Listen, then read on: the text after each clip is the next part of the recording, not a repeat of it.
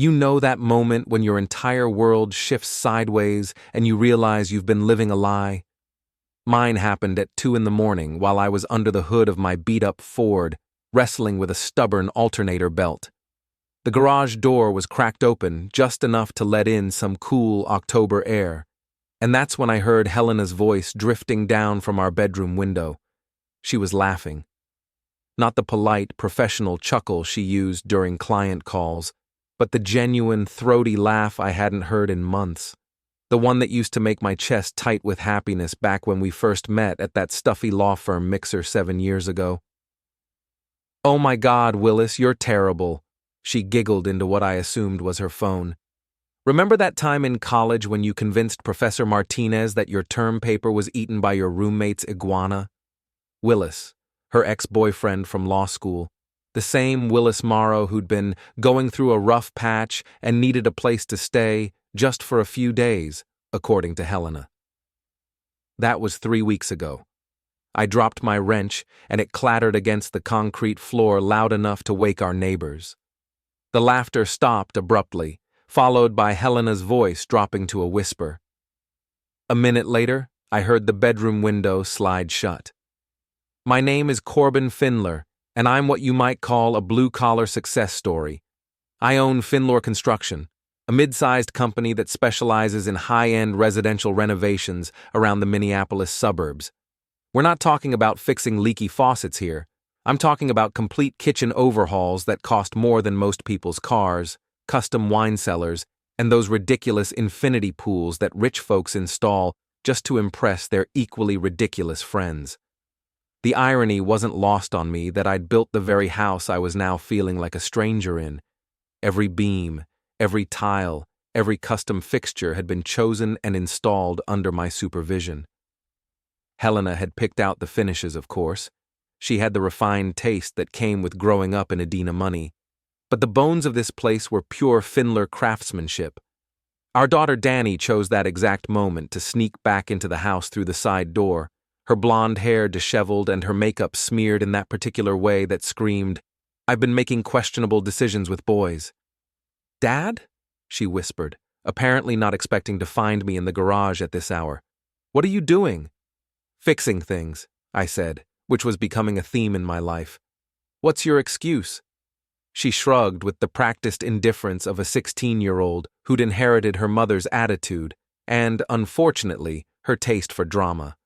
"Mom's having fun for once. You should try it sometime." There it was. Even my own daughter had noticed that Helena was happier with her ex-boyfriend staying in our guest room than she'd been with me in months. The guest room that, coincidentally, shared a wall with our master bedroom. The guest room where Willis had been temporarily sleeping while he got back on his feet after his latest business venture collapsed. Dani disappeared into the house, leaving me alone with my thoughts and the persistent smell of motor oil. I finished the belt replacement in silence, my mind racing through the past few weeks. Helena's late nights at the office had become later, her business trips had become more frequent, and Willis, charming, unemployed Willis with his life coach certification and his motivational speaker aspirations, had become a permanent fixture at our dinner table. The next morning arrived with all the subtlety of a sledgehammer. I was in the kitchen, making coffee and scrolling through my work emails, when Helena appeared in one of her power suits. Navy blue, perfectly tailored, the kind that cost more than most people's monthly rent. She looked every inch the successful corporate attorney she was, except for the guilty expression that flickered across her face when she saw me. "Corbin, we need to talk," she said, setting her briefcase down on the granite countertop I'd installed myself. Here we go, I thought. The conversation I'd been dreading and expecting in equal measure. "I need some space," she continued, not quite meeting my eyes. "This situation with Willis is temporary, but it's complicated. He's going through some things, and I think it would be better if you stayed somewhere else for a while, just until he gets back on his feet." I set my coffee mug down carefully, the ceramic clicking against the stone in a way that seemed unnaturally loud. "You want me to leave my own house so your ex-boyfriend can be more comfortable?" "It's not like that," she said quickly. but the flush creeping up her neck suggested otherwise. "You're being dramatic. It's just for a week or two. You can stay at Shane's place or get a hotel room. The company can afford it." Shane Draven was my oldest friend and the owner of a boxing gym downtown. He'd been telling me for months that something was off about Helena's behavior, but I'd been too stubborn to listen. Looked like I owed him an apology. "A week or two," I repeated, letting the words hang in the air between us. "Maybe longer," she admitted. "Willis is dealing with some personal issues, and he needs a stable environment to work through them. You understand?" What I understood was that my wife of 7 years was choosing her ex-boyfriend over her husband, and she was doing it with the kind of legal precision that made my skin crawl. This wasn't a spur-of-the-moment decision. This was calculated. "Fine," I said, surprising her. "I'll pack a bag." She blinked, clearly expecting more of a fight. "Really?" "Really, but I want to grab some paperwork from the safe first. Business stuff." 20 minutes later, I was throwing clothes into a duffel bag while Helena hovered in the doorway, probably making sure I didn't take anything she considered hers. The prenuptial agreement was safely tucked into my laptop bag, along with a few other documents I thought might come in handy. As I loaded my truck, Willis appeared on the front porch wearing my bathrobe. My bathrobe. The expensive one Helena had bought me for Christmas last year. He had the audacity to wave at me like we were old friends, his perfectly white teeth gleaming in the morning sun. "Thanks for being so understanding about this, Corbin," he called out. "I really appreciate you giving me the space to heal." Heal. Right. I gave him a wave back, the kind that could be interpreted as friendly if you weren't paying attention to the expression on my face. Helena shot me a warning look, but I was already climbing into my truck. As I drove away from the house I'd built with my own hands, I caught a glimpse of Helena and Willis in my rearview mirror. They were standing close together on the porch, her hand on his arm, both of them watching me leave. The picture of domestic bliss. My phone buzzed with a text message from Helena. "Garage code has been changed. Don't come back until Sunday. We need privacy to work through Willis's situation. Thanks for understanding." Privacy? To work through Willis's situation? In my house, in my bed, most likely. I pulled into the parking lot of a 24-hour copy shop and sat there for a moment, engine running, staring at the prenuptial agreement in my hands. Helena had insisted on it before we got married, claiming it was just a formality that her family's lawyers required. I'd signed it without reading it too carefully because I was stupidly in love and figured we'd never need it anyway. Time to find out what I'd actually agreed to. The copy shop was one of those fluorescent-lit places that smelled like toner and desperation. The kid behind the counter looked like he'd rather be anywhere else, which made two of us. I paid for copies and scanning services, then found a corner table where I could read through the document properly. Most of it was standard stuff: asset division, spousal support limitations, protection of premarital property. But there, buried in Section 12, subsection 4, was something that made me sit up straighter. In the event that either party cohabitates with a former romantic partner during the marriage, said cohabitation shall constitute immediate grounds for dissolution, with forfeiture of all marital assets to the non-breaching party. I read it 3 times to make sure I wasn't hallucinating. Helena's own lawyers had written a clause that would essentially hand me everything if she moved an ex-boyfriend into our house. The same Helena who prided herself on reading every contract with microscopic attention to detail had somehow overlooked the fact that she was about to violate her own prenuptial agreement. Or maybe she thought I'd never read it carefully enough to notice. My phone rang. Shane's name appeared on the screen. "Hey, man," his gravelly voice came through the speaker. "Heard through the grapevine that you might need a place to crash. Helena finally show her true colors?" "Something like that," I said, still staring at the prenuptial agreement. "Shane, do you know any good divorce lawyers?" "As a matter of fact, I do. My cousin went through a nasty one last year. Guy named Peterson, works downtown. Ruthless as a shark and twice as smart. Want me to make some calls? Yeah, I said, folding the document carefully. Yeah, I think I do. By noon, I was sitting in the waiting room of Peterson and Associates, a law firm that occupied 3 floors of a glass tower in downtown Minneapolis. The receptionist had squeezed me in for an emergency consultation after Shane's cousin made a call. Apparently, my case sounded interesting enough to warrant immediate attention. James Peterson turned out to be a thin, sharp-featured man in his 50s who looked like he could dissect a legal argument with surgical precision. His office was all dark wood and leather, the kind of place where important decisions got made and lives got changed. "Mr. Finlor," he said, gesturing to a chair across from his desk. "I understand you have a prenuptial agreement you'd like me to review?" I slid the document across his desk and watched his expression carefully as he read. His eyebrows climbed higher with each page, and by the time he reached section 12, he was actually smiling. "Sir," he said, looking up at me with something approaching glee, "quickly look at this clause. You can take everything." He spun the document around and pointed to the cohabitation provision with one manicured finger. "This is ironclad. If your wife is indeed living with her ex-boyfriend, she's in breach of contract. The forfeiture clause is enforceable under Minnesota law. We're talking about the house, the cars, the investment accounts, everything acquired during the marriage." "Everything?" I asked, hardly believing what I was hearing. "Everything," he confirmed, "including her retirement accounts, her stock options, even her partnership stake in her law firm, if it was acquired during the marriage. Your wife's lawyers wrote this agreement to protect her family's premarital assets, but they accidentally created a nuclear option that heavily favors you." Peterson was already reaching for his phone. "We need to document the cohabitation immediately. Do you have any evidence that this man is living in your home?"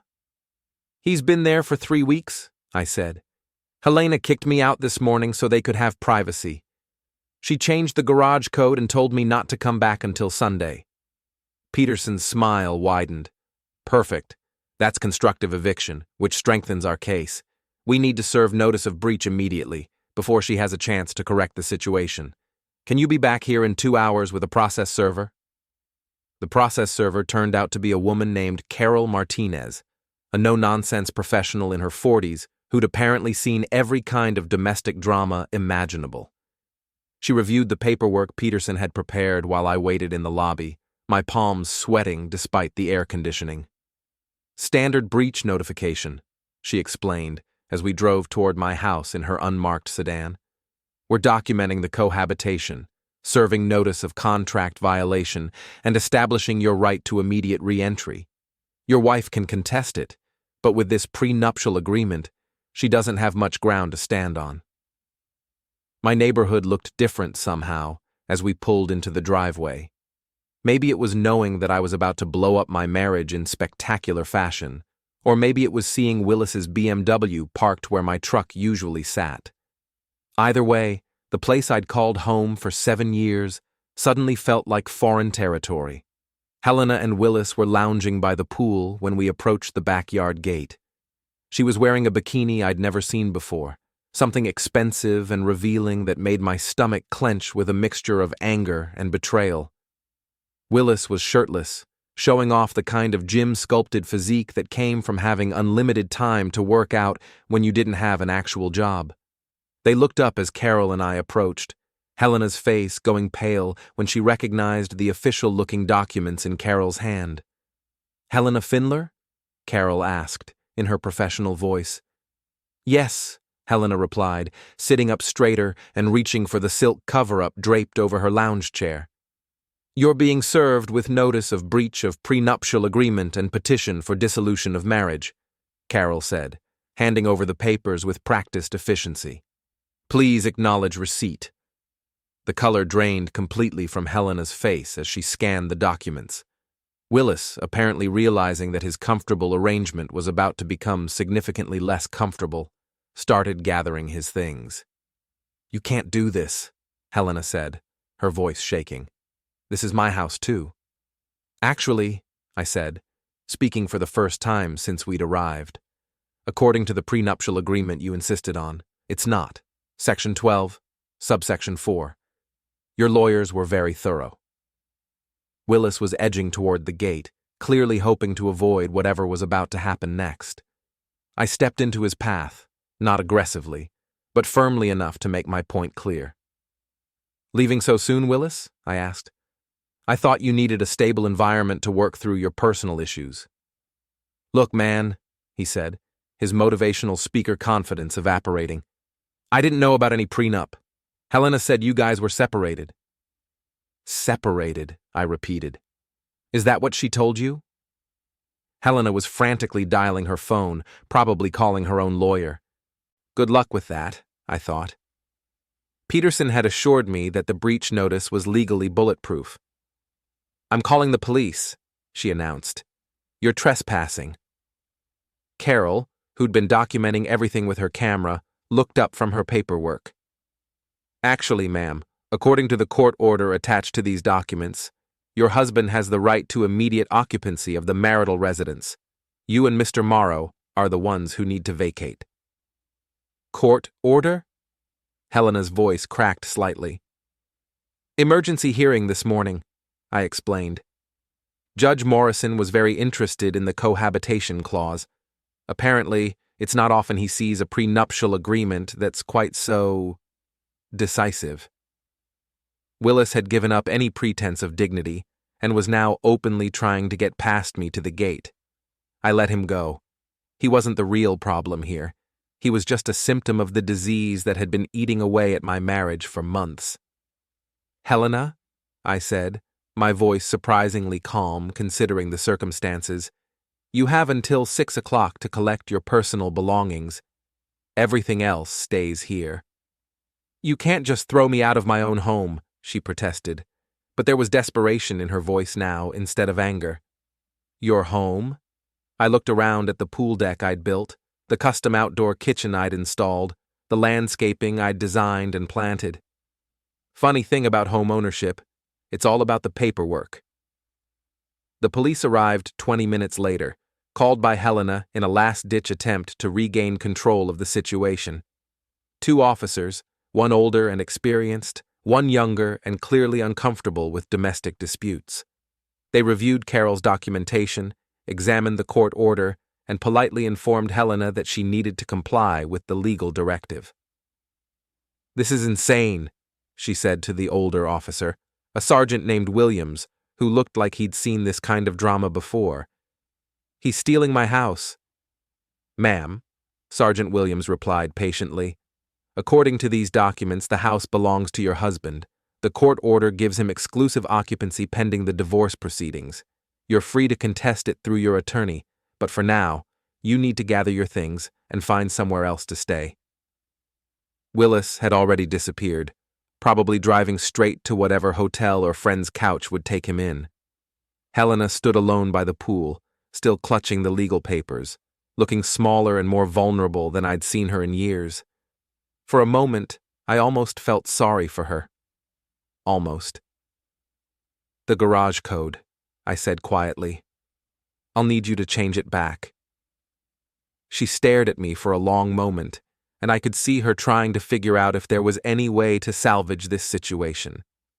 Finally, she walked over to the keypad and entered the new code, then reset it to the original numbers we'd used for years. There, she said, her voice barely above a whisper. Happy now? Happy? No. Vindicated? Absolutely. As Helena disappeared into the house to pack her belongings, I stood in the backyard I'd designed and built, watching the sun reflect off the pool water. The silence was deafening after weeks of Willis's constant chatter and Helena's forced laughter. Carol finished her documentation and handed me copies of everything. Mr. Peterson wants you to call him tomorrow morning, she said. There are a few more steps to complete the process, but the hard part's done. The hard part. Right. Because destroying a 7-year marriage was apparently the easy part. Helena emerged from the house 45 minutes later with 2 suitcases and a garment bag, her face carefully composed in the kind of professional mask she wore during difficult negotiations. She'd changed into one of her business suits, armor against the humiliation of being legally evicted from her own home. "This isn't over, Corbin," she said as she loaded her bags into her Mercedes. "My father's lawyers will tear that prenup apart." Her father's lawyers, of course. Helena's family had money, the kind of old Minneapolis money that came with connections and influence. They'd probably been planning their counterattack since the moment she called them. "Good luck with that," I said. "Peterson seems pretty confident about Section 12. She drove away without another word, leaving me alone in the house for the first time in 3 weeks. The silence was overwhelming. No Willis holding court at the kitchen island. No Helena's heels clicking across the hardwood floors. No background noise of their whispered conversations and shared laughter. Just me and the echo of my own footsteps in the house I'd built. I walked through the rooms slowly, cataloging the damage. Willis had made himself comfortable, that much was obvious. His expensive cologne still lingered in the guest room, and he'd left behind a few personal items. A designer watch, some motivational books, a leather journal filled with what looked like business plans for various get-rich-quick schemes. The master bedroom was worse. Helena's side of the bed was unmade, and there were 2 coffee cups on the nightstand. 2. In the bedroom I'd shared with my wife for 7 years. My phone buzzed with a text from Dani. "Mom says you kicked her out. WTF, Dad?" Great. Now I got to explain to my teenage daughter why her mother was suddenly homeless, and her father was apparently the villain in this story. Because that's how these things worked. The person who got cheated on somehow became the bad guy for refusing to tolerate it. I texted back, "Long story, are you okay?" "Staying at Mom's hotel tonight. This is so messed up." Yeah, I thought, staring at the 2 coffee cups. It really was. The house felt like a museum the next morning, all perfectly preserved spaces and deafening silence. I'd barely slept, spending most of the night wandering from room to room, discovering evidence of Willis's extended stay that I'd somehow missed before.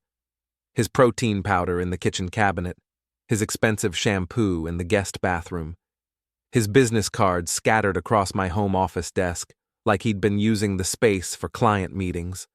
Life coach, motivational speaker, professional optimist, the kind of guy who sold hope to desperate people and called it entrepreneurship.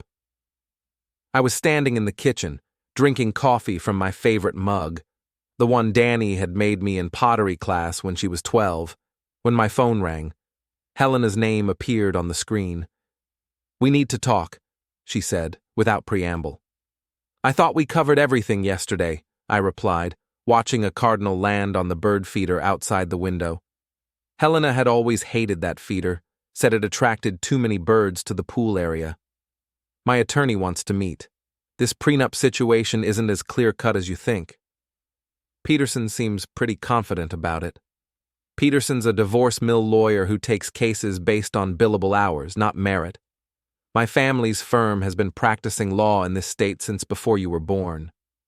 There it was. The subtle reminder that I was just a blue-collar contractor who'd married above his station, and that Helena's family had resources I couldn't compete with. Old money, old connections, old boys' networks that stretched back generations. "When and where?" I asked. "Graves, Morrison and Associates, downtown, 2 o'clock. Graves, Morrison and Associates occupied the top 5 floors of the IDS Tower, the kind of white-shoe law firm where the hourly rates started at 4 figures and the partners had their names on hospital wings.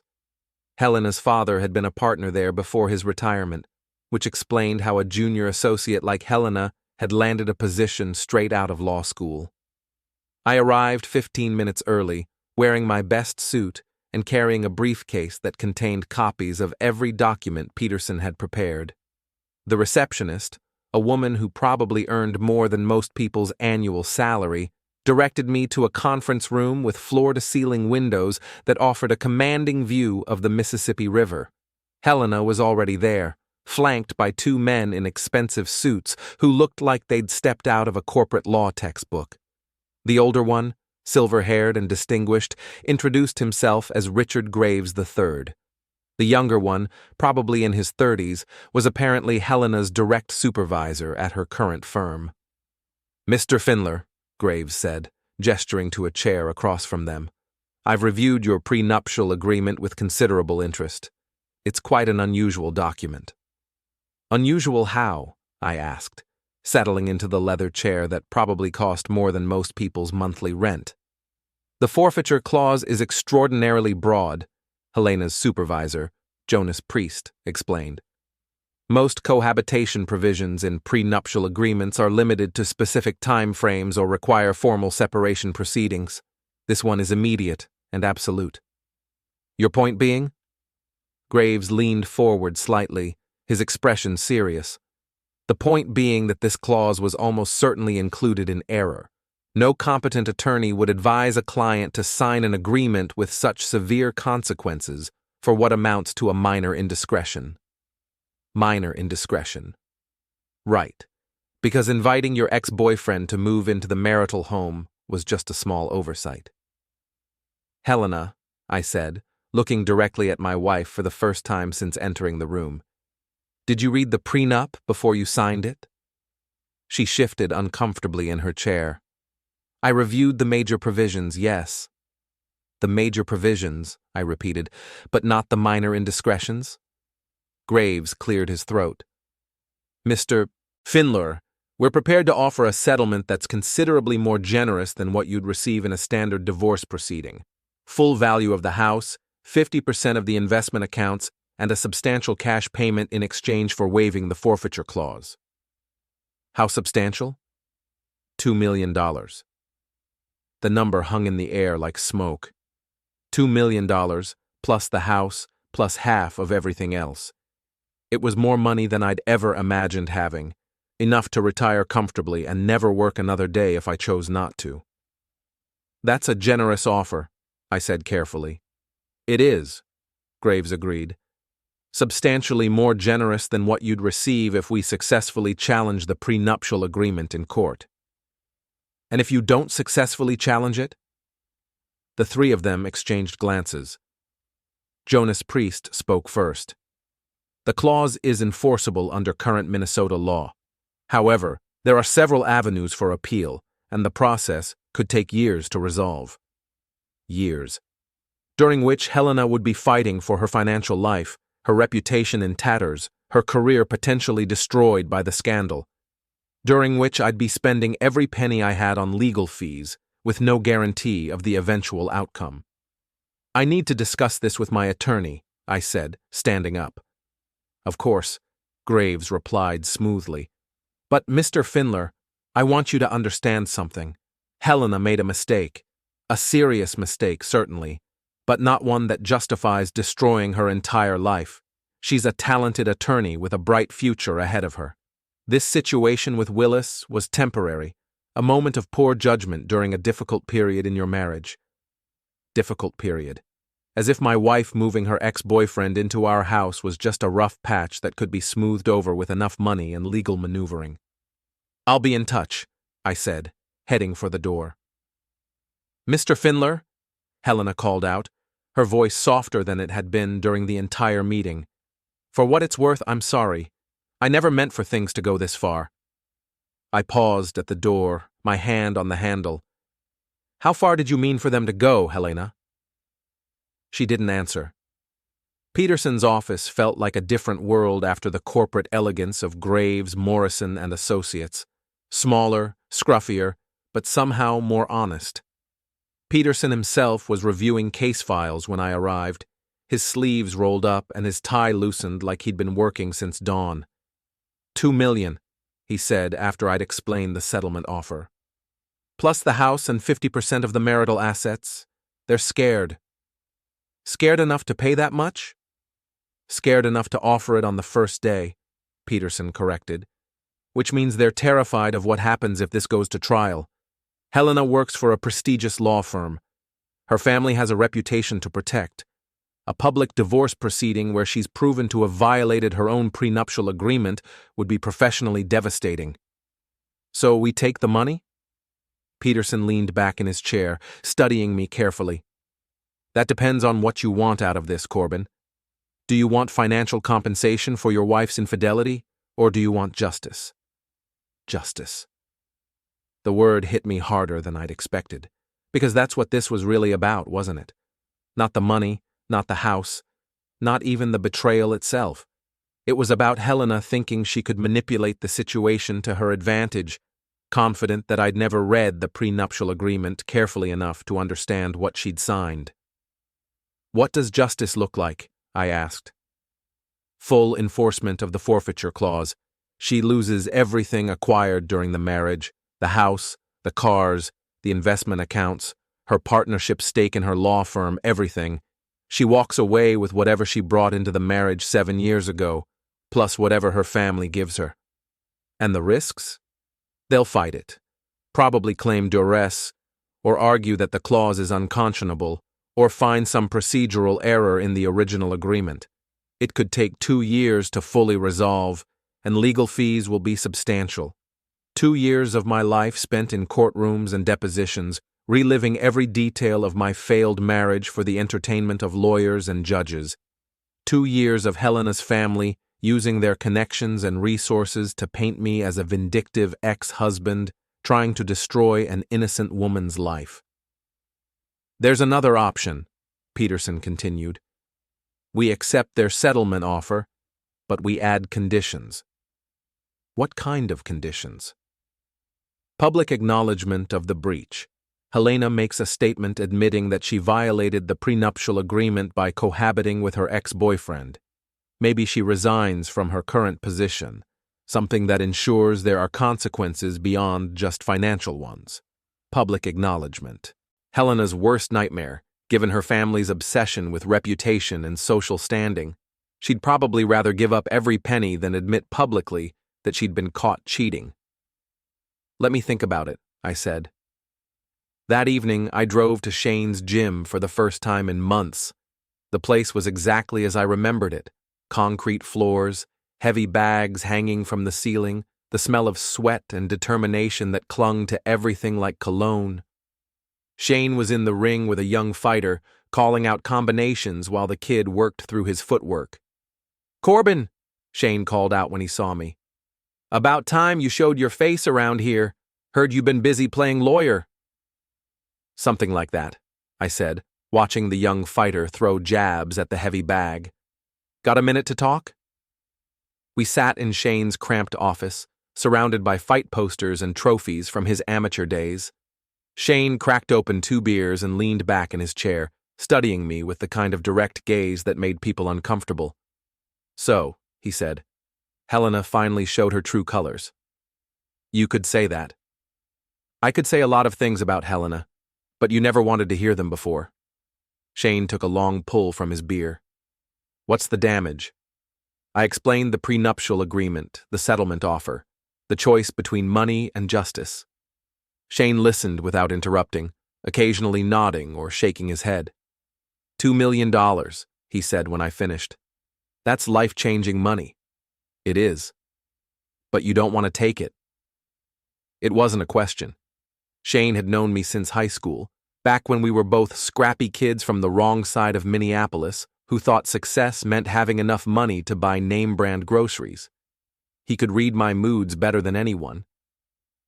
"I keep thinking about Willis wearing my bathrobe," I said, standing on my front porch like he owned the place, thanking me for being understanding about his need to heal. "Heal," Shane repeated, his voice flat with disgust.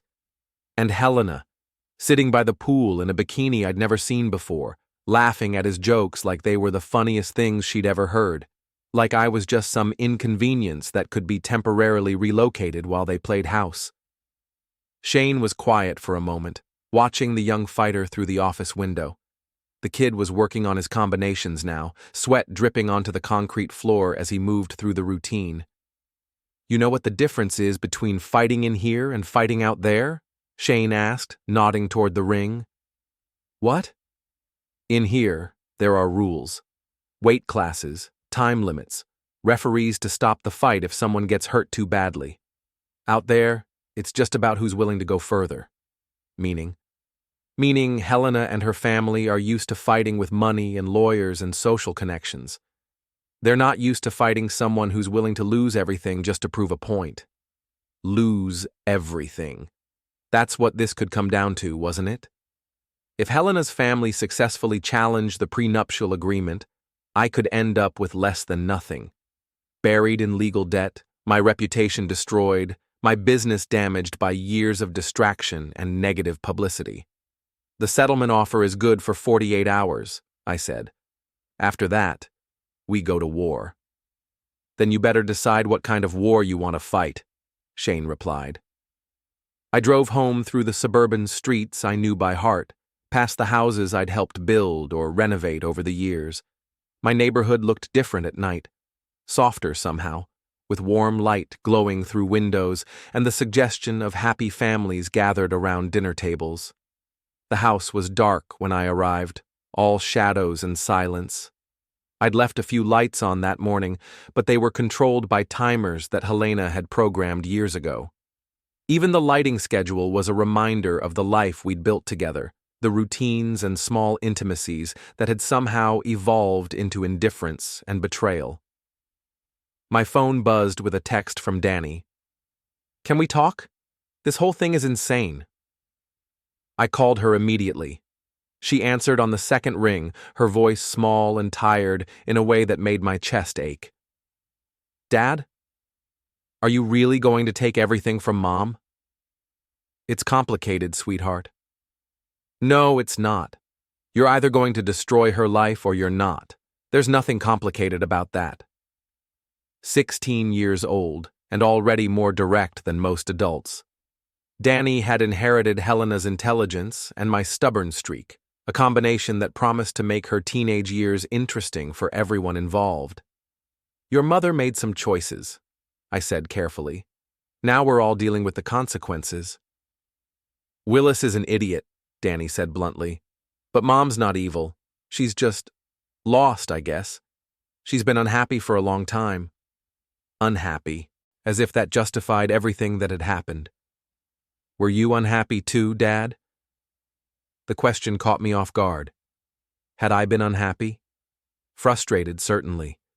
Tired of feeling like an outsider in Helena's world, tired of the subtle condescension from her family and friends, tired of being treated like a successful contractor was somehow less valuable than a corporate attorney.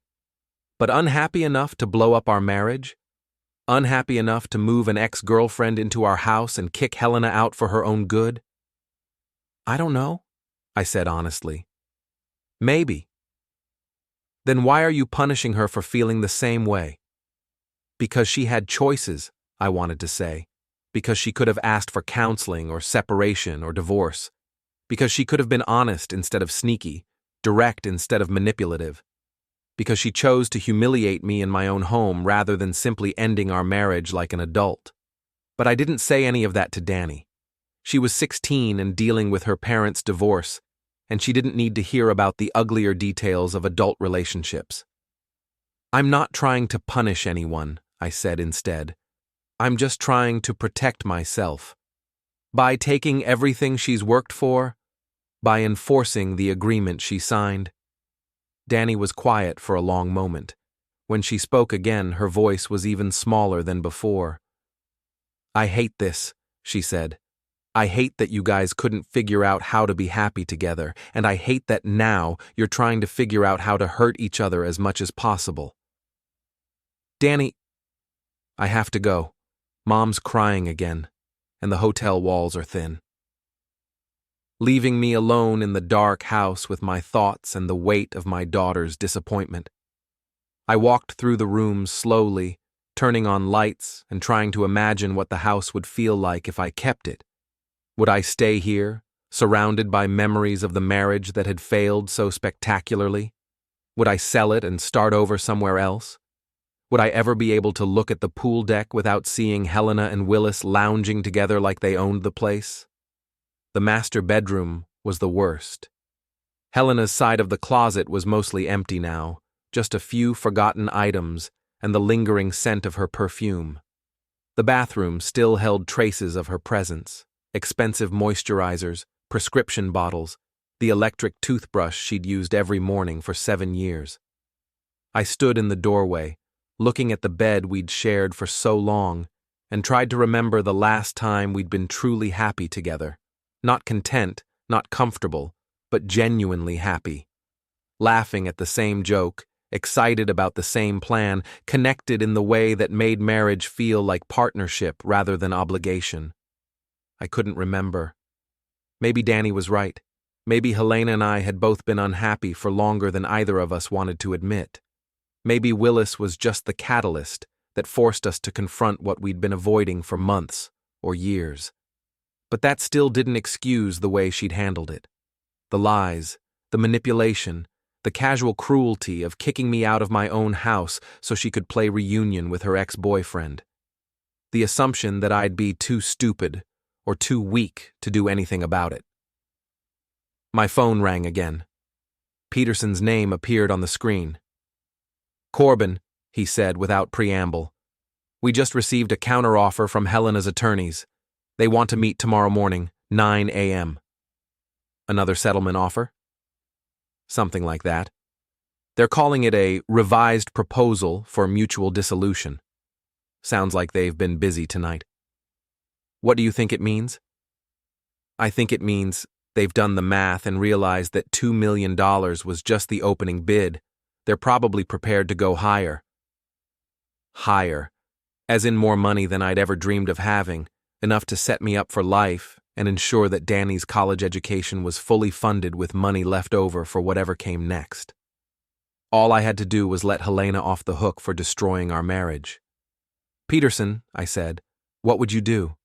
"Honestly, I'd take the money and run. Helena screwed up, but she's not a criminal. She's just a woman who made some bad choices during a difficult time in her marriage. The prenup gives you leverage, but that doesn't mean you have to use it to destroy her life. And if I want to use it anyway? Then we go to court and let a judge decide. But Corbin, I want you to understand something. If we enforce the forfeiture clause, Helena doesn't just lose her money. She loses her career, her reputation, her standing in the community. She'll be a cautionary tale for every lawyer in the state. That's not justice, that's revenge." Revenge. The word hung in the air like an accusation. Was that what I wanted? Revenge against the wife who'd betrayed me, the ex-boyfriend who'd invaded my home, the family that had never thought I was good enough for their daughter? Revenge against everyone who'd assumed I'd just quietly accept whatever scraps of dignity they were willing to leave me. "I'll see you at 9, I said. After Peterson hung up, I sat in the dark master bedroom, staring at the empty space where Helena's belongings used to be. Tomorrow, I'd have to decide what kind of man I wanted to be, the kind who took the money and moved on, or the kind who burned everything down just to watch it burn. The cardinal was back at the bird feeder when I woke up the next morning, a splash of red against the gray October sky.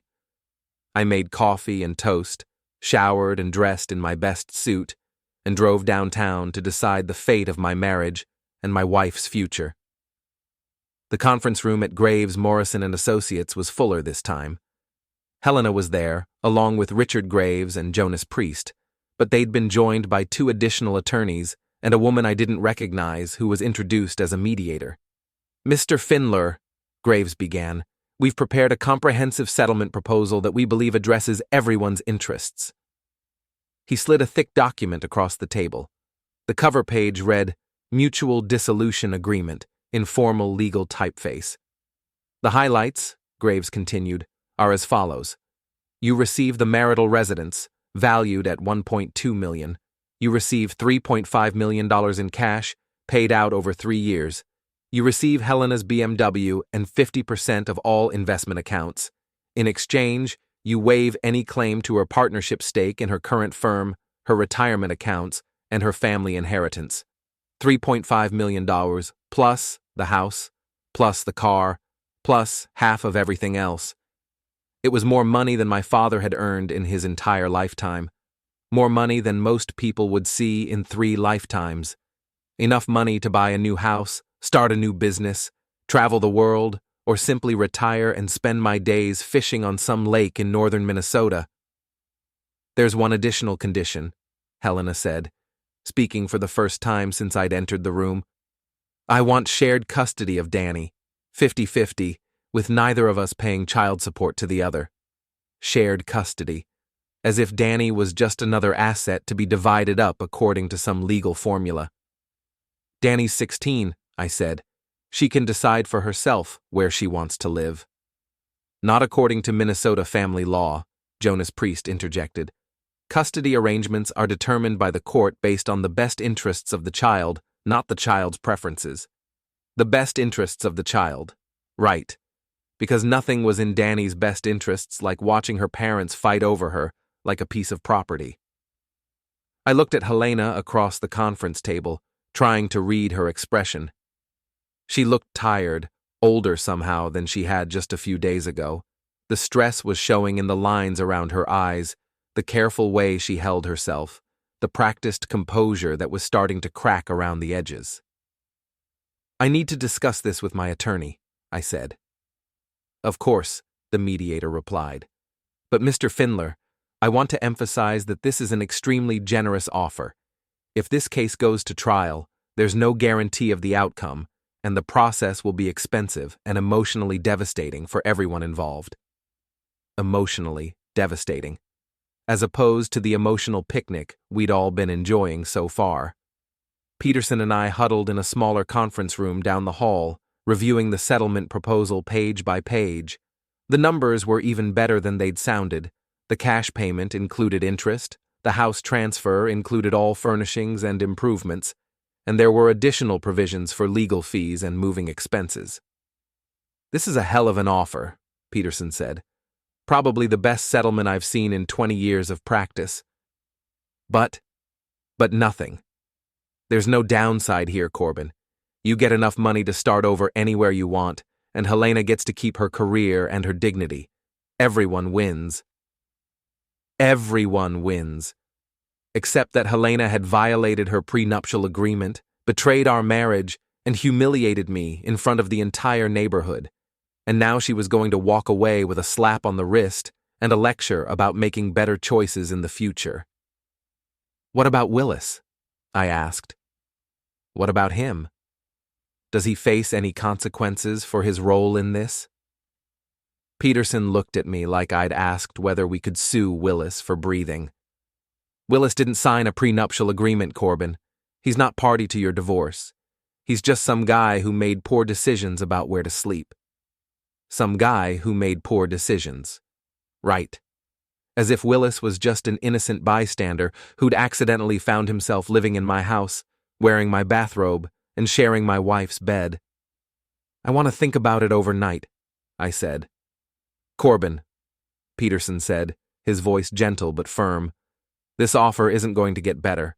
Helena's family is offering you generational wealth in exchange for letting her keep her career.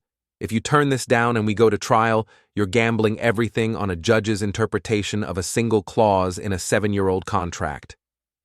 I understand the risks. Do you? Because if we lose at trial, you could end up with nothing, less than nothing if the legal fees pile up. Helena's family has resources you can't compete with, and they're not going to give up without a fight. I drove home through the afternoon traffic, my mind spinning with numbers and possibilities. $3.5 million. The house. A new life. Free from the wreckage of my marriage and the constant reminder of Helena's betrayal. All I had to do was let her win. Because that's what this was, really. Helena had gambled on my ignorance and lost, and now her family was buying her way out of the consequences. She'd get to keep her job, her reputation, her standing in the community. She'd get to tell people that we'd grown apart, that it was a mutual decision, that these things just happen sometimes. She'd never have to admit that she'd moved her ex-boyfriend into our marital home and kicked me out for their convenience. The house felt different when I walked through the front door. Not empty exactly, but expectant, like it was waiting for me to decide its fate. Would it become my sanctuary, the place where I rebuilt my life after my marriage collapsed? Or would it become a monument to my own weakness, a daily reminder that I'd chosen money over justice? My phone buzzed with a text from Dani. Mom says you guys might settle. Does that mean this will all be over soon? I stared at the message for a long time before responding. Maybe. How are you holding up? Tired. This hotel is depressing and Mom keeps crying when she thinks I'm not listening. I just want things to go back to normal. Normal. As if there was any such thing as normal after your mother moves her ex-boyfriend into your house and your father responds by legally destroying her life. Things are going to be different for a while, I texted back. But we'll figure it out. Promise? Promise. Such a simple word, but it carried the weight of everything I couldn't control. I couldn't promise that Helena and I would find a way to be civil co-parents. I couldn't promise that Dani wouldn't be damaged by watching her family implode. I couldn't promise that any of us would emerge from this mess with our dignity intact. But I could promise to try. Promise, I texted back. That evening, I called Shane and asked him to meet me at a bar near the gym. The place was a dive, the kind of spot where construction workers and mechanics went to drink cheap beer and complain about their bosses. It felt like home in a way that my actual home hadn't in weeks. So, Shane said, settling into the booth across from me, what's the verdict?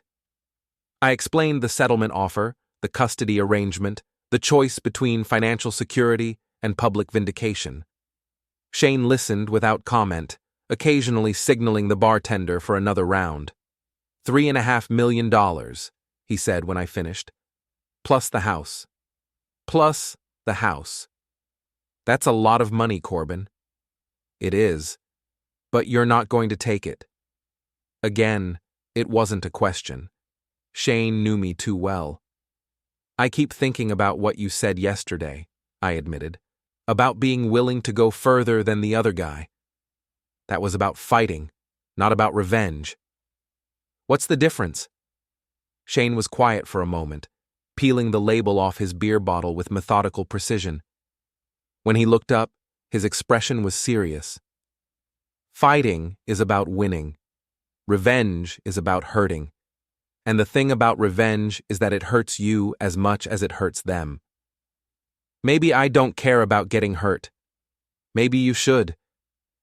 We sat in silence for a while, watching the other patrons nurse their drinks and pretend to care about whatever game was playing on the television above the bar.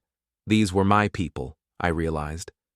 Blue-collar workers who understood the value of hard work and honest dealing. They wouldn't have much sympathy for a woman who'd violated her own prenuptial agreement and then tried to buy her way out of the consequences. There's something else, I said eventually. Helena wants shared custody of Dani. What does Dani want? I don't know. She's 16 and confused and angry at both of us. She wants things to go back to normal, but normal doesn't exist anymore. So you make a new normal. How? Shane finished his beer and stood up, tossing a 20 on the table. You figure out what kind of father you want to be, and then you be that. Everything else is just noise. What kind of father did I want to be? The kind who chose money over principles? The kind who let his ex-wife rewrite history to protect her reputation? The kind who taught his daughter that consequences were negotiable if you had enough money and the right connections? Or the kind who stood up for himself, even when it was difficult? The kind who insisted that actions had consequences, even for successful attorneys from prominent families? The kind who showed his daughter that integrity mattered more than financial security? I drove home through the quiet suburban streets, past the houses where normal families were settling in for normal evenings, homework and dinner, television and bedtime stories, the comfortable routines of people whose lives hadn't been turned upside down by betrayal and legal maneuvering. The house was dark again when I arrived, all shadows and silence. I turned on the lights and walked through the rooms I'd built, trying to imagine what they'd look like if I kept them. New furniture, maybe. New memories to replace the old ones. A fresh start in a familiar place. Or maybe I'd sell it and move somewhere else entirely. Take the settlement money and disappear. Start over in a place where nobody knew about my failed marriage or my wife's infidelity. Buy a cabin on a lake somewhere, spend my days fishing and reading and pretending that none of this had ever happened. My phone rang. Helena's name appeared on the screen. "Corbin," she said, her voice soft and tired. "Can we talk? Just the two of us, without the lawyers." "I don't think that's a good idea. Please, 5 minutes. There are things I need to say, and I can't say them in a conference room full of attorneys." Against my better judgment, I agreed to meet her at a coffee shop downtown, neutral territory where we could have a private conversation without the risk of it turning into a scene. She was already there when I arrived, sitting in a corner booth with her hands wrapped around a cup of tea like she was trying to warm herself from the inside out. "Thank you for coming," she said as I sat down across from her. "5 minutes," I said. She nodded, staring into her tea for a moment before looking up at me. "I know you hate me right now, and I don't blame you. What I did was wrong, and I'm sorry." "Which part are you sorry for? Moving Willis in, or kicking me out, or getting caught?" She flinched as if I'd slapped her. "All of it. The whole thing was a mistake from beginning to end." "A mistake," I repeated, "like accidentally putting salt in your coffee instead of sugar." I was lonely, Corbin. We'd been growing apart for months, maybe years, and I didn't know how to fix it. When Willis contacted me, said he was going through a rough time, it felt like a chance to help someone who'd been important to me. By moving him into our house, by giving him a place to stay while he got back on his feet. It wasn't supposed to be romantic.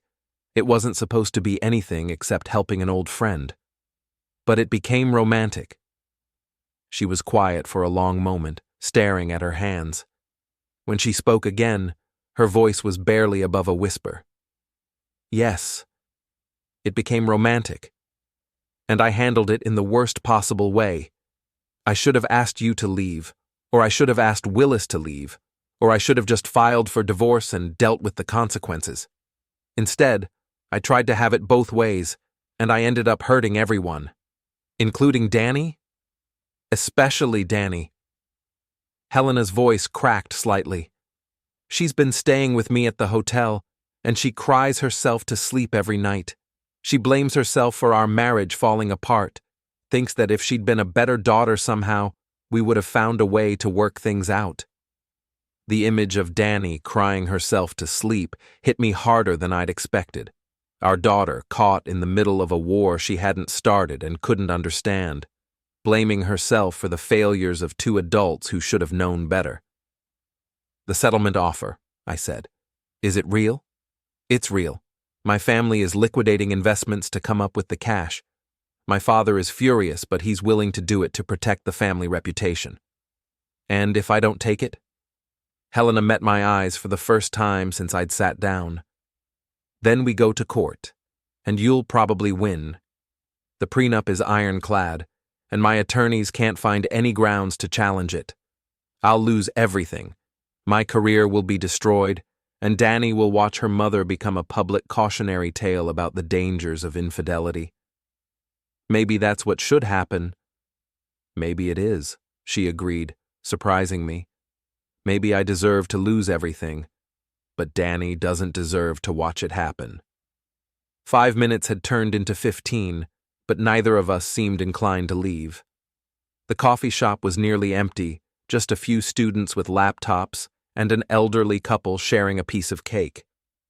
Normal people living normal lives, untouched by the kind of drama that had consumed my family. "What happened to us, Helena?" I asked. "When did we stop being happy?" She was quiet for a long time, considering the question. "I think we stopped growing in the same direction," she said eventually.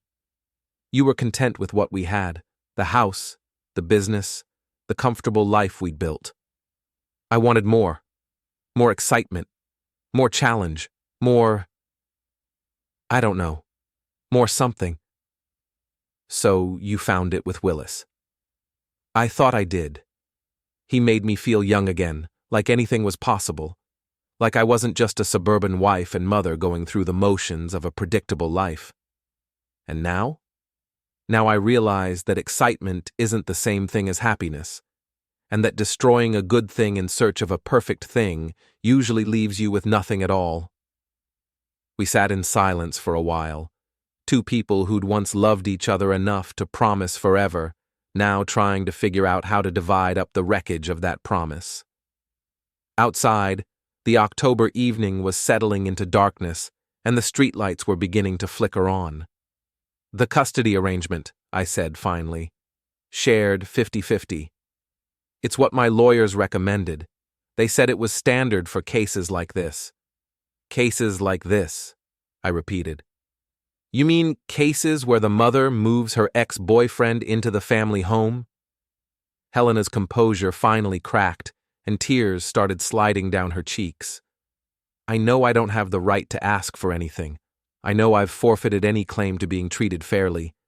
But Dani needs both of her parents, Corbin. She needs to know that even though we couldn't make our marriage work, we can still be her parents." "And Willis?" "Willis is gone. He left town the day after you served the papers. I don't think he'll be back." "Gone.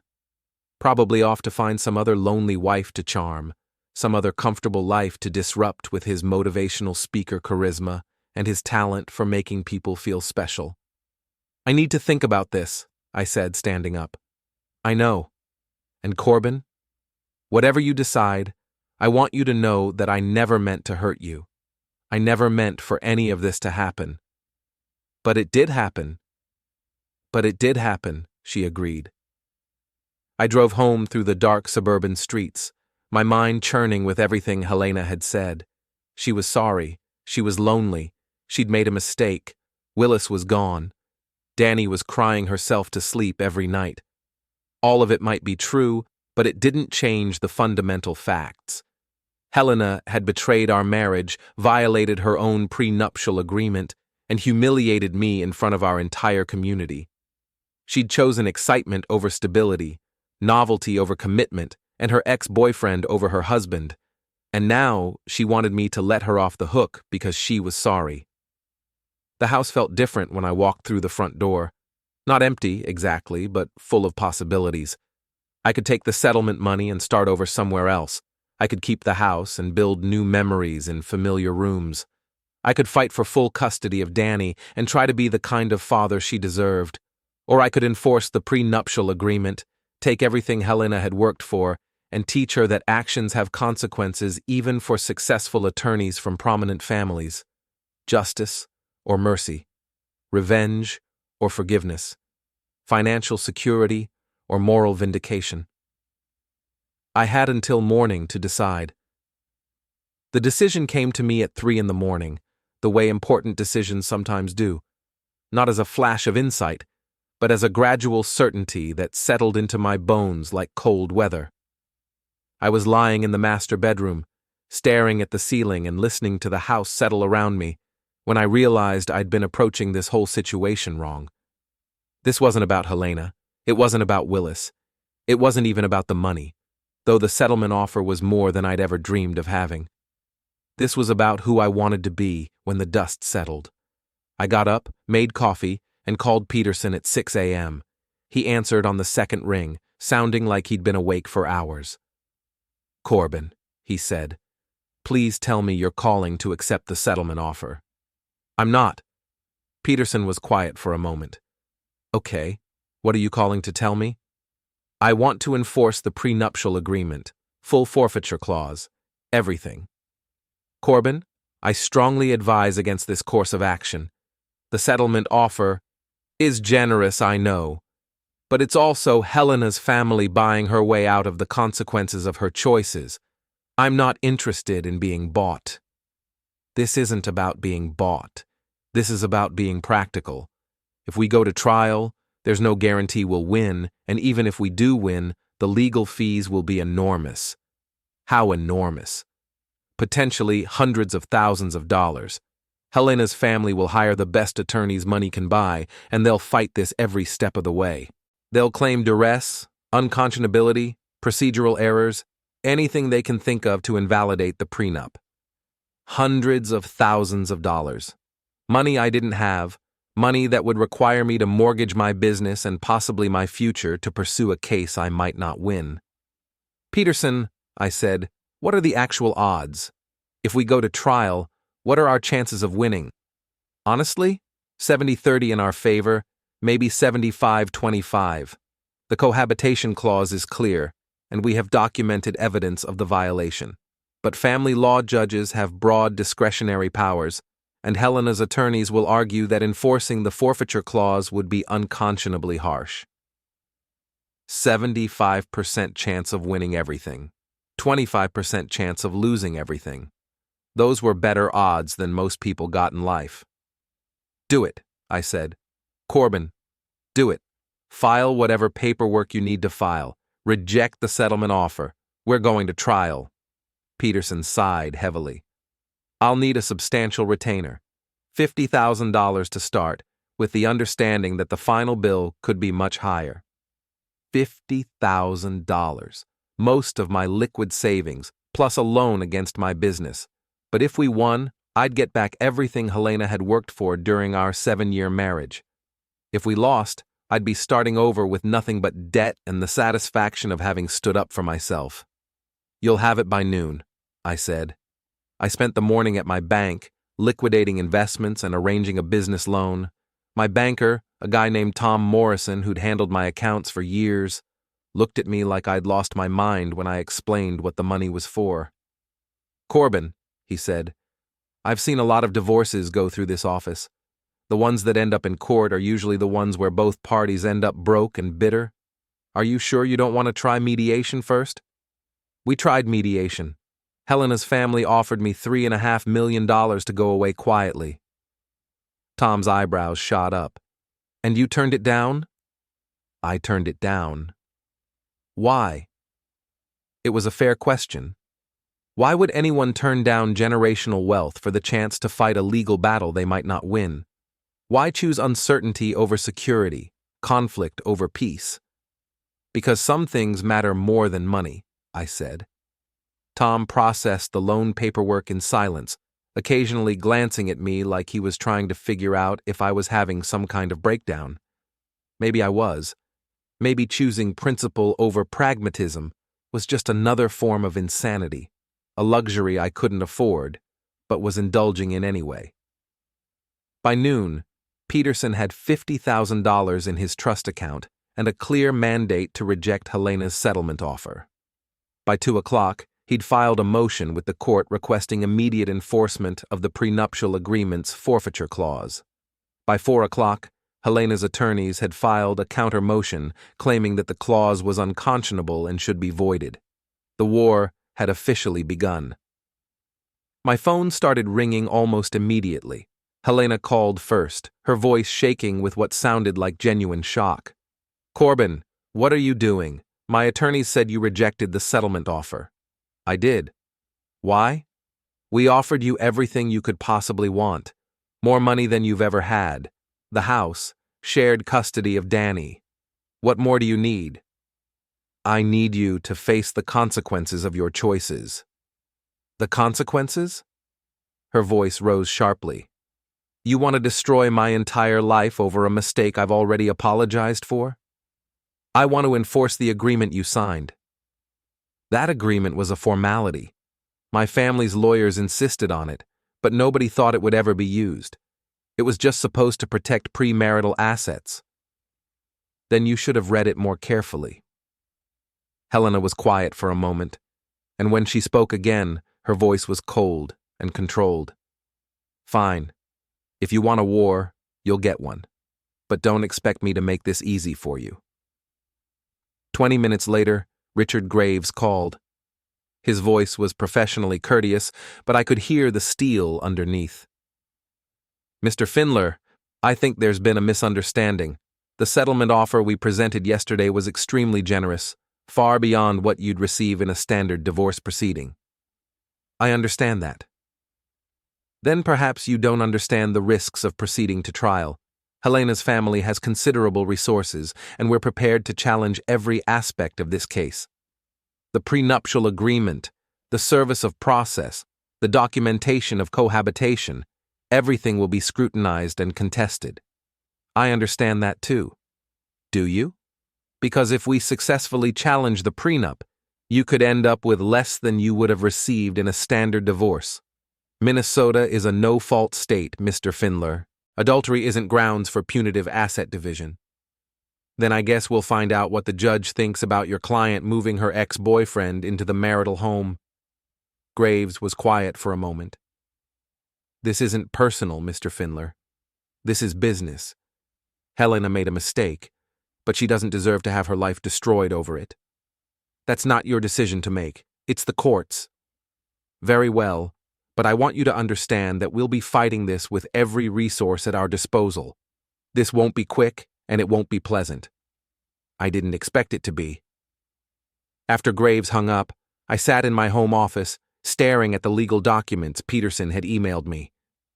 Motion to enforce prenuptial agreement, petition for dissolution of marriage, request for immediate asset preservation order, the formal language of a relationship's end, reduced to whereas clauses and legal citations. My phone buzzed with a text from Dani. Mom says you're taking her to court. Is that true? I called her immediately. She answered on the first ring, her voice small and scared. Dad? What's happening? Mom won't stop crying, and her lawyers keep calling. It's complicated, sweetheart. Your mom and I have some legal issues to work out. Legal issues? She said you're trying to take everything she owns. Her job, her money, everything. How do you explain to a 16-year-old that her mother violated a contract that could cost her everything she'd worked for? How do you make a teenager understand that sometimes adults have to face consequences for their choices, even when those consequences seem disproportionately harsh? The prenuptial agreement your mom signed has some specific provisions about what happens if certain things occur during the marriage, I said carefully. Those things occurred, and now we're asking the court to enforce the agreement. You mean because of Willis? Yes, because of Willis. Dani was quiet for a long moment. Dad, I know what Mom did was wrong. But do you really have to destroy her whole life over it? Destroy her whole life. That's how everyone was characterizing this, as if I was some vindictive ex-husband trying to punish his wife for the crime of being unhappy. As if enforcing a legally binding contract was somehow cruel and unusual punishment. I'm not trying to destroy anyone's life, I said. I'm trying to enforce an agreement your mother signed voluntarily. But you could choose not to enforce it. You could take the settlement money, and we could all move on. Is that what you want? For me to take the money and pretend none of this happened? I want my parents to stop hurting each other, Dani said, her voice breaking. I want to go home and have dinner as a family and pretend that everything is normal. But that's not going to happen, is it? No, I said quietly. That's not going to happen. Then I want you to do whatever makes you feel like you can live with yourself. Because I can't watch you guys destroy each other over money and lawyers and who was right and who was wrong. Leaving me alone with the weight of my daughter's disappointment and the realization that there was no version of this story where everyone ended up happy. That evening, I drove to Shane's gym to work off some of the tension that had been building all day. The place was busy, full of fighters preparing for upcoming bouts and regular people trying to punch their way through whatever stress life had handed them. Shane was in the ring with a heavyweight, calling out combinations while the big man worked through his footwork. He saw me come in and nodded toward the heavy bags, a silent invitation to take out my frustrations on something that couldn't fight back. I spent an hour hitting the bag, working through jab-cross combinations until my hands ached and my shirt was soaked with sweat. It felt good to do something physical, something that required focus and effort instead of just endless analysis of legal strategies and moral choices. Feel better? Shane asked when I finally stopped. A little. Good, because you look like hell. We sat in his office, sharing a beer and watching the evening crowd work through their routines. Shane didn't ask about the divorce proceedings, and I didn't volunteer any information. Sometimes friendship meant just being present without trying to fix everything. You know what the hardest part about fighting is? Shane asked eventually. What? Knowing when to stop. When you're winning, it's tempting to keep throwing punches even after your opponent is down. When you're losing, it's tempting to keep fighting even when you're taking more damage than you're giving. Which one am I? Shane studied me carefully. I think you're winning, but I'm not sure you know when to stop. Winning. Was that what this was? Helena was facing the destruction of her career and financial ruin.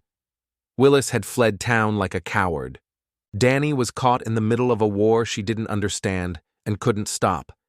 If this was winning, it felt an awful lot like losing. The settlement offer was good, I said. It was. $3.5 million, plus the house, plus half of everything else. Enough money to disappear and start over anywhere I wanted. But you turned it down.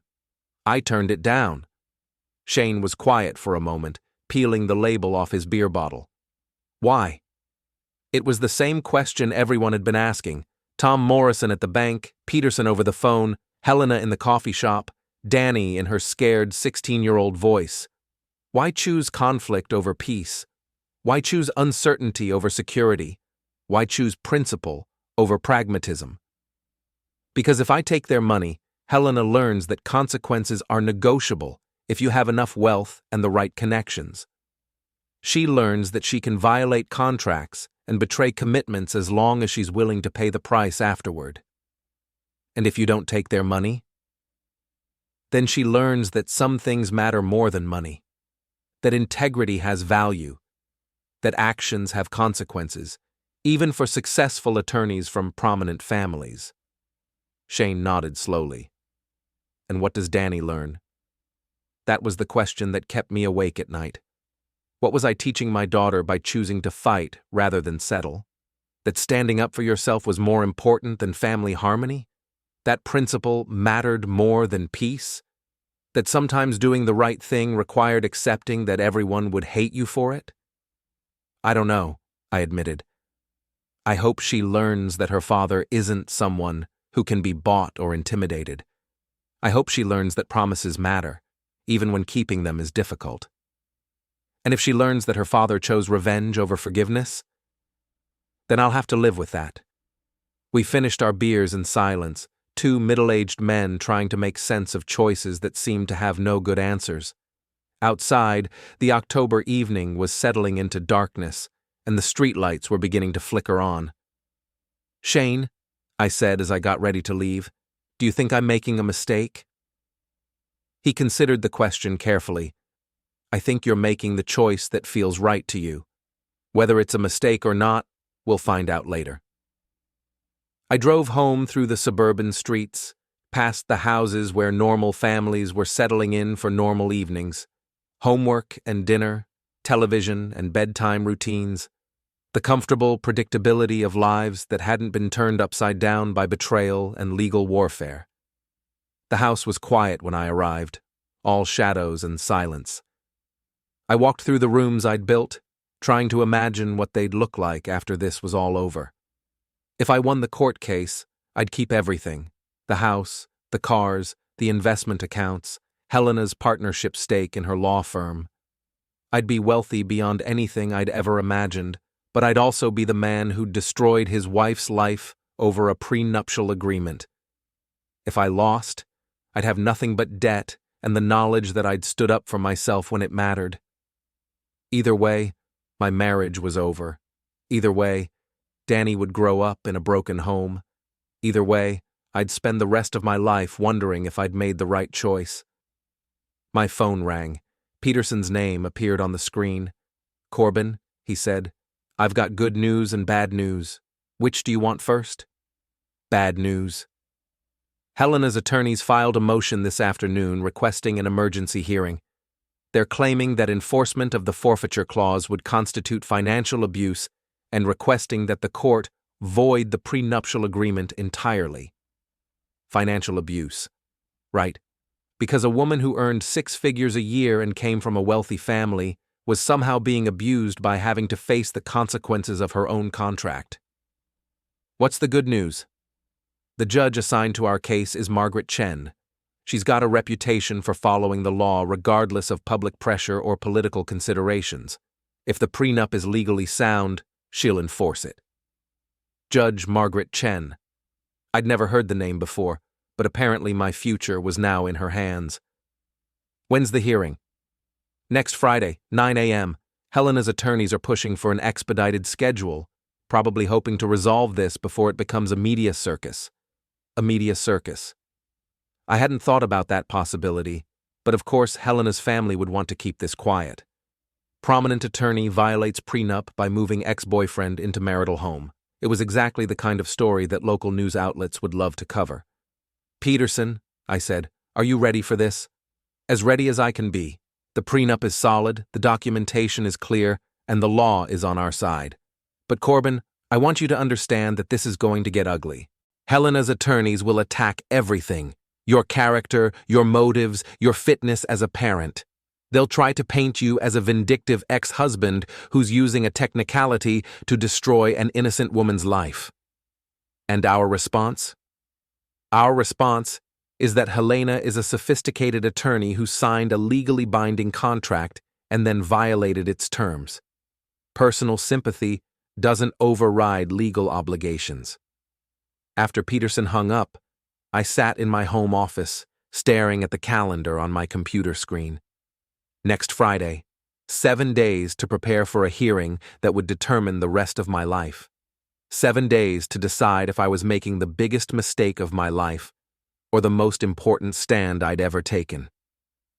I walked through the house one more time, turning off lights and checking locks, the familiar routine of a man securing his home for the night. But this didn't feel like my home anymore. It felt like a museum, a carefully preserved monument to a marriage that had died the moment Helena decided Willis's comfort was more important than her husband's dignity. Tomorrow, the real fight would begin. Helena's family would deploy their resources, their connections, their reputation for never losing. They'd try to destroy me professionally and personally, to make me the villain in a story where their daughter was just a victim of circumstance. But tonight, in the quiet house I'd built with my own hands, I allowed myself to feel something I hadn't experienced in weeks. Peace. I'd made my choice. Right or wrong, smart or stupid, I'd chosen to stand up for myself instead of being bought off. I'd chosen principle over pragmatism, integrity over security. In 7 days, I'd find out if that choice would make me wealthy beyond my dreams, or cost me everything I'd worked for. Either way, I'd be able to look at myself in the mirror and know that I hadn't been for sale. That had to count for something.